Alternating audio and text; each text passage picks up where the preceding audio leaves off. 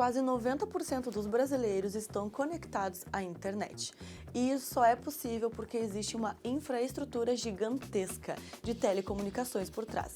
Antenas, rede móveis, fibra ótica, cabos centrais, tecnologia e muito investimento. E, nesse setor, a empresa que se destaca no Brasil é a Telefônica Brasil, que você provavelmente conhece pela marca Vivo. Mas aí vem a pergunta: VIVT3 é uma boa ação para investir ou o setor de telecom já não tem mais tanto espaço e potencial para crescer? Vamos falar disso, mas antes de qualquer coisa, um aviso importante. Esse vídeo é educacional. Nada do que for dito aqui deve ser interpretado como recomendação. Cada investidor precisa avaliar o seu perfil, seus objetivos e, de preferência, contar com orientação profissional antes de tomar qualquer decisão. Então, sem mais delongas, vamos entender quem é a Vivo ou Telefônica Brasil, por que ela tem tantos acionistas e o que os resultados recentes mostram sobre o futuro dessa companhia. Acompanha!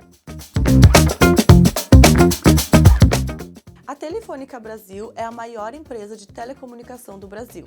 Ela comercializa seus serviços por meio da marca da Vivo, sem dúvida uma das marcas mais conhecidas do país quando o assunto é celular, internet e fibra ótica. E a história da Telefônica Brasil começa com um dos movimentos econômicos mais importantes dos anos 1990.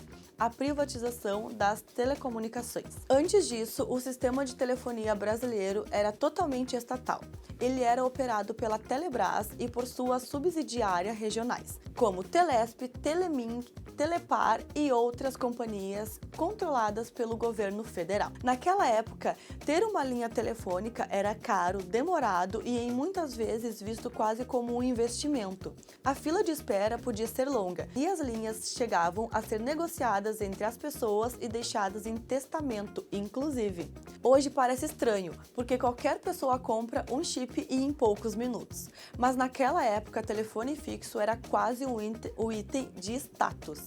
Com a privatização do sistema Telebrás em 1998, o Grupo Telefônica, uma multinacional espanhola, adquiriu parte da operação em leilão e iniciou sua atuação no Brasil. A partir daí, nasceu a Telefônica Brasil, que depois consolidou a sua atuação no país sob a marca Vivo.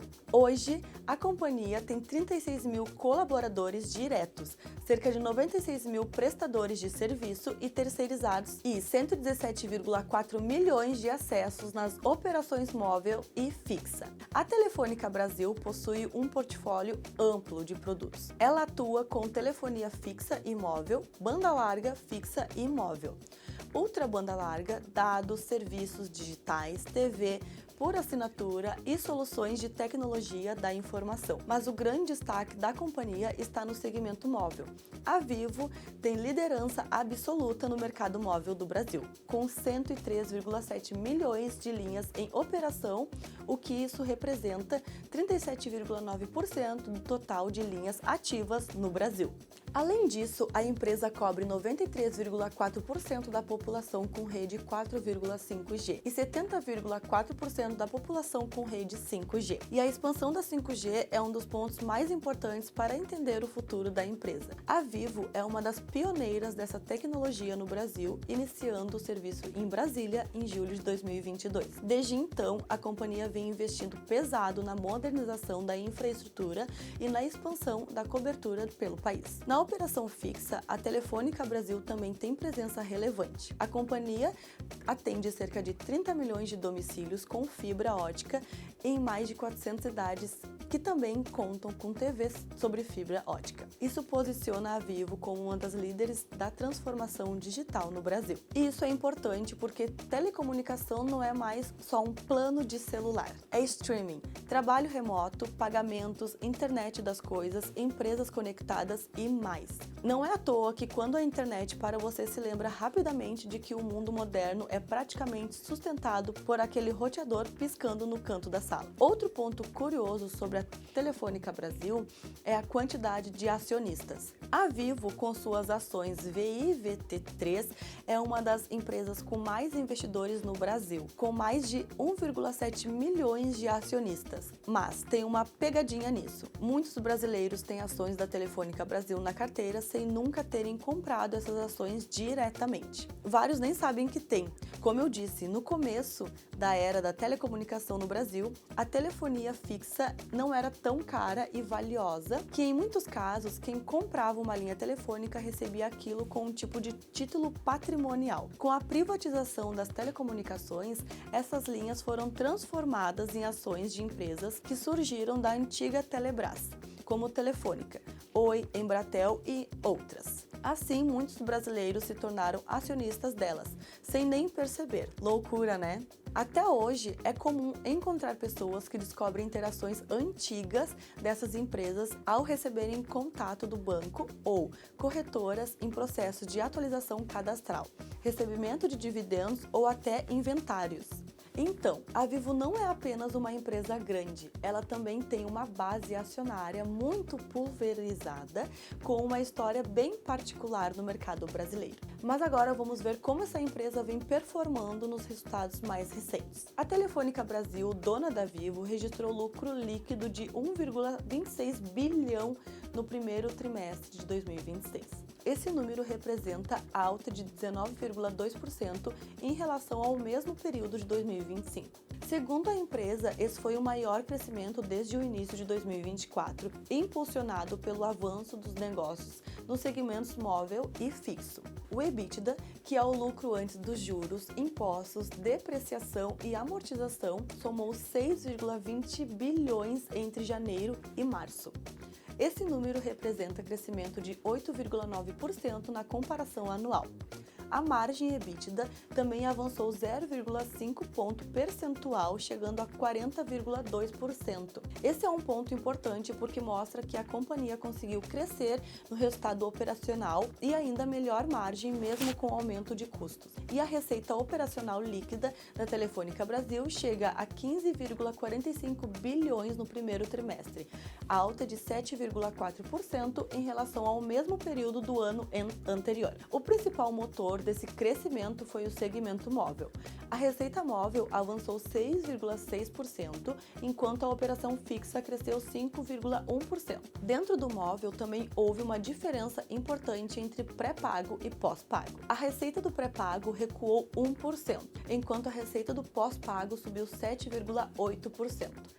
Isso mostra uma mudança interessante na composição da receita. Clientes pós-pago costumam gerar maior previsibilidade e maior valor para a empresa, especialmente quando combinam vários serviços como celular, internet e fibra. Esse movimento de convergência é um ponto importante da tese. Quanto mais serviço o cliente concentra na mesma operadora, maior tende a ser a fidelização e menor a chance de cancelamento. Mas nem tudo foi positivo no trimestre. Os custos totais da operação aumentaram 6,5%, chegando a 9,24 bilhões. Além disso, a provisão para devedores duvidosos, a PDD, cresceu 13,2% para 435 milhões. Porém, segundo a operadora, essa inadimplência foi impactada por um cliente corporativo específico, sem deteriorização no segmento de consumidores finais. Ou seja, é um ponto de atenção, mas não necessariamente um sinal de piora generalizada na base de clientes. Outro ponto importante são os investimentos. No primeiro trimestre, a Telefônica Brasil investiu 2,4 bilhões, alta de 9,6% na comparação anual. Esses investimentos foram destinados principalmente à expansão da rede 5G, que já alcança 905 cidades e cobre 71% da população brasileira. Esse número mostra que a Vivo continua investindo para manter a sua liderança tecnológica, mas também lembra uma característica no setor de telecomunicações: é preciso investir o tempo todo. Isso porque a rede envelhece, tecnologia muda e a concorrência segue crescendo. Então esse investimento é algo até esperado deste mercado. Agora vamos olhar os indicadores atuais da empresa. As ações VIVT3 apresentam dividend yield de 3,26 abaixo da média desde 2011, que é de 6,42%. O PL está em 16,37, PVP em 1,50, EVBIT em 11,30, ROI em 9,17%. Esses números mostram uma empresa consolidada, mas que hoje não parece ser procurada apenas por dividendos. A tese parece estar mais ligada à qualidade operacional, liderança de mercado e expansão do 5G. E é aqui que entra a visão da XP. A XP tem recomendação de compra para a VIVT3. Segundo a XP, a Vivo segue como um dos nomes de maior qualidade no setor de telecomunicação no Brasil. Ela também destaca que a Vivo continua entregando execuções sólidas no móvel com indicadores saudáveis. Além disso, a convergência continua sendo vista como um diferencial competitivo relevante. Isso significa que a Vivo consegue combinar serviço móvel, fibra ótica, internet fixa, pós-pago e ofertas digitais para aumentar receita, proteger sua base de clientes. Outro ponto destacado pela XP é o segmento B2B, que segue se destacando como crescimento de 14% em 2025. Mas como sempre, recomendação positiva não elimina riscos. A XP aponta 3 riscos para a VIVT3. O primeiro é o aumento da concorrência. O segundo é o desempenho operacional abaixo do esperado. E o terceiro é uma da captura mais lenta das vendas de ativos de cobre e imóveis. Então vamos para a Vivo. É interessante o investidor acompanhar a capacidade da empresa de manter a liderança do mercado, de continuar expandindo fibra e 5G e de crescer no B2B. Vale reforçar, esse vídeo não é recomendação do investimento. A recomendação citada aqui é da XP. E este conteúdo tem finalidade apenas educacional. Se você quer entender se uma ação como a Telefônica Brasil faz sentido dentro da sua estratégia, aperte o primeiro link na descrição e fale com a assessoria da Faz Capital. Tenho certeza que um dos nossos especialistas pode te ajudar a avaliar esse tipo de ativo dentro de uma carteira diversificada e alinhada aos seus objetivos. E se este vídeo te ajudou, deixe o like, se inscreva no canal e compartilhe com um amigo investidor. Até a próxima!